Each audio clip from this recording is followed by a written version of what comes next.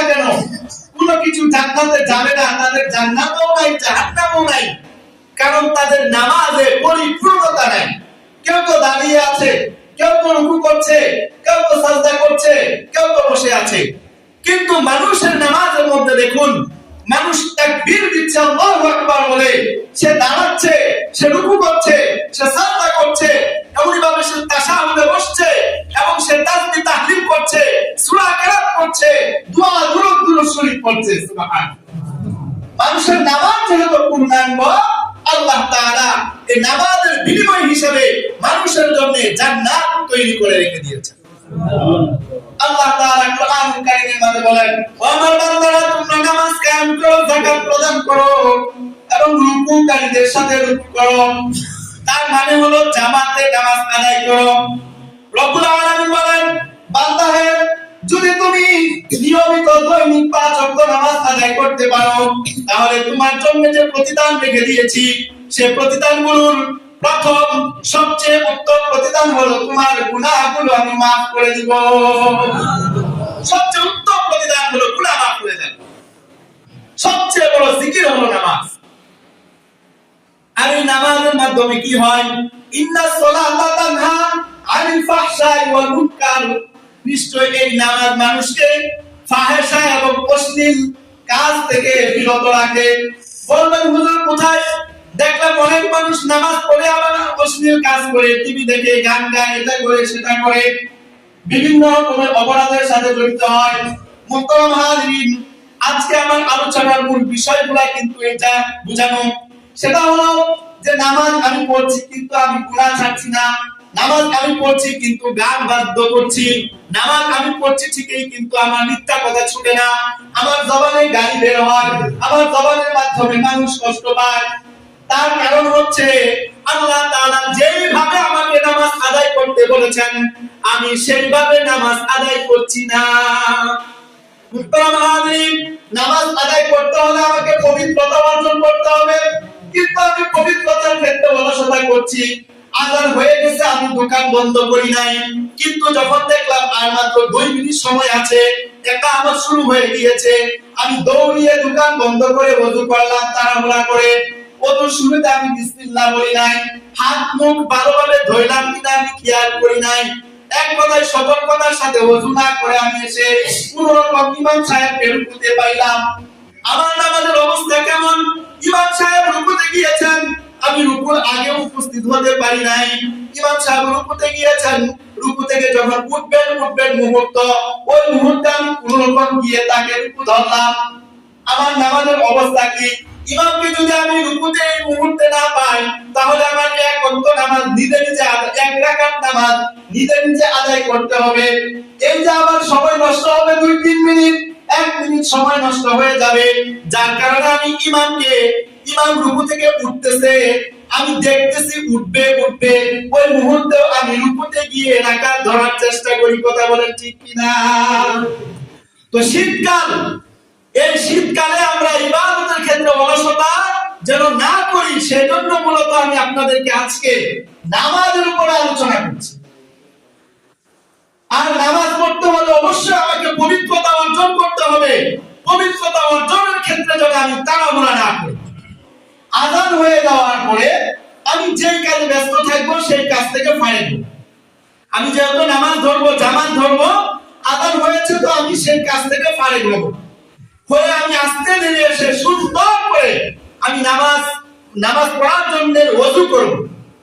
ওযু করতে এসে কখনোই তাড়াহুড়া করব। এখন পুরো কারণে, ব্যস্ততার কারণে হোক, কৃষি কাজের কারণে হোক, গোসল করতে দেরি হয়ে যাওয়ার কারণে হোক, আমার দেরি হয়েই গিয়েছে, আমি এক রাকাত পাবোই না। এবার আমার কাজ হচ্ছে, উলামায়ে কেরাম বলেন, জামাত দাঁড়িয়ে যাওয়ার পরে আর তাড়াহুড়া করার কোনো সুযোগ নেই। জামাত দাঁড়িয়ে যাওয়ার আগে যত তাড়াহুড়া, তার মানে জামাত দাঁড়িয়ে যাওয়ার আগে আপনার বাকি কাজগুলো সেরে ফেলুন, সেরে ওযু সুন্দর করে এসে জামাতের জন্য অপেক্ষা করুন। কিন্তু জামাত যখন দাঁড়িয়ে গেছে, তখন আপনাকে আস্তে ধীরে সুন্দর করে ওযু করতে হবে। কেন? শয়তান তখন ওই যে মনের মধ্যে ধোঁকা দেয়, যা অধিকাংশ মুসল্লি আমাদেরকে দিয়ে থাকে, যে এই জামাত দাঁড়িয়ে গেছে, রুকু ধরতে হবে, তাড়াতাড়ি রুকু না পাইলে তো আমার নামাজ জামাতটা প্রথম রাকাতটা ছুটে যাবে।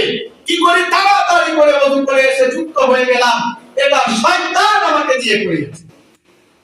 কি করতে হবে আবারও বলছি, মনোযোগ দিয়ে শুনি। যে জামাত দাঁড়িয়ে গেছে তখন আমি আরো আস্তে ধীরে ওযু করব। জামাত দাঁড়ানোর আগ পর্যন্ত আমি এত দ্রুত করতে পারি নাই, আর জামাত দাঁড়িয়ে গেছে এখন এত মায়া। আমার যদি এমন মায়া থাকতো তাহলে তো আমি তাকবীরে উলার সাথে নামাজ ধরার জন্য চেষ্টা করতাম। কথা বলেন ঠিক কিনা? আমার যদি নামাজের প্রতি এত ভালোবাসা থাকতো তাহলে তাকবীরে উলা ধরার চেষ্টা করতাম। 5 মিনিট বা অন্তত 2 মিনিট আগে আমি মসজিদে এসে বসতাম। তা আমি যে ততক্ষণ আসতে পারি নাই, বা নফসের কারণে হোক, শয়তানের ধোঁকায় হোক, বা দুনিয়াবি ব্যস্ততার ফলে হোক, পরিবারের কোনো কারণেই হোক, যেহেতু দেরি হয়েই গেছে, এবার আপনি খুব সতর্কতার সাথে বিসমিল্লাহ বলে ওযু করবেন। হাদিসের মধ্যে আসছে ওযুর শুরুতে যদি বিসমিল্লাহ করা হয় তাহলে ওই ব্যক্তির আমলনামা, সে যে চোখ দিয়ে গুনাহ করছে, মুখ দিয়ে গুনাহ করছে, হাত দিয়ে গুনাহ করছে, বিসমিল্লাহ বলে ওযু করার কারণে সে যখন কুলি করবে তার মুখের গুনাহগুলো ঝরে ঝরে পড়ে যাবে। সুবহানাল্লাহ। নাকে পানি দিবে, সে কোনো খারাপ কাজ, সে গান গ্রহণ করেছে, তার ওই নাকের গুনাহ ঝরে যাবে, চেহারার গুনাহ ঝরে যাবে। হাত ধরে হাত দিয়ে সে কোনো কিছু করছিল, অপরাধ করছিল, তার সেই হাতের গুনাহগুলো ঝরে যাবে। তাহলে আমি ভালোভাবে করি না, পবিত্রতা ভালোভাবে অর্জন করি না, যার কারণে নামাজের মধ্যে সফট হয়, আর নামাজ ভালোভাবে তো আমি আদায়ই করি না। তাহলে এই নামাজ আমাকে কি করে অশ্লীলতা থেকে রক্ষা করবে বলুন? তাহলে আমরা যারা বলে থাকি যে কই অমুক তো নামাজ পড়ে, কিন্তু নামাজ পড়ে তো সে কোথায় অপরাধ তো করে, তাকে তো অশ্লীলতার থেকে দূরে রাখা যায় না। তার একমাত্র কারণ গবেষণা করে দেখবেন, প্রত্যেকে নিজের গবেষণা করবেন, আরেকজনের না। নিজের গবেষণা করে দেখবেন কেন আমার নামাজ, এত নামাজ পড়ার পরও আমার আমল কেন পরিবর্তন হয় না। তার কারণ হচ্ছে আমার নামাজ সঠিকভাবে পড়ছি না। হয়তো ফরজ আদায় হয়ে যাবে, কিন্তু যেইভাবে নামাজের হক আদায় করার কথা সেইভাবে আদায় হয় না। আমরা যদি সতর্ক হই, এই যে শীতের সময় আসছে, ভালো করে আমরা হাতের আঙ্গুলগুলোর মাঝে আমরা ভালো করে খিলাল করব।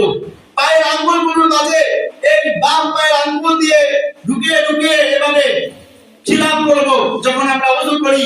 যাদের দাড়ি ঘন আছে অবশ্যই দাড়িতে পানি দিয়ে একেবারে ভালোভাবে ভিজে নেওয়ার চেষ্টা করব। যাদের বেশি দাড়ি আছে, অনেকের আলহামদুলিল্লাহ খুব ঘন দাড়ি, তারা কি করবেন, প্রয়োজন অতিরিক্ত পানি নিয়ে এভাবে এভাবে দিবেন, কোনো সমস্যা নেই। বরং আল্লাহ তাআলা আরো খুশি হবে যে আমার বান্দা এত সতর্কতার সাথে আমার হুকুম পালন করতেছে। সুবহানাল্লাহ। শয়তান আমাদেরকে ধোঁকায় ফেলতে চায়। সবচেয়ে বেশি ধোঁকা কোন জায়গায় দিবার চায়? কাকে দেয়? যে আমল করে তাকেই দেওয়ার চেষ্টা করে। যে আমল করে না, যে দ্বীনের হুকুম মানে না, তার পিছনে শয়তানের এত মেহনতের দরকার নেই।